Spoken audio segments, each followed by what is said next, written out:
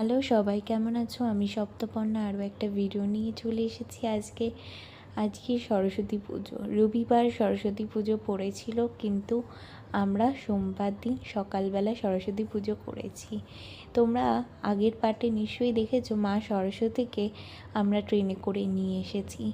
আর যদি আগের পার্টটা না দেখে থাকো তাহলে প্লিজ এখনই গিয়ে দেখো, তাহলে দেখতে পারবে কেন আমরা ট্রেনে করে নিয়ে এসেছি। যেহেতু সকাল সকাল পুজো শেষ করতে হবে, সেহেতু সব গুছিয়ে ফেলেছি পুজোর কাজকর্ম। আর এই পার্পল কালারের ফুলগুলো দেখছো, এগুলো গাছের ডালিয়া, আমাদের নৈহাটির বাড়ি থেকে নিয়ে এসেছি।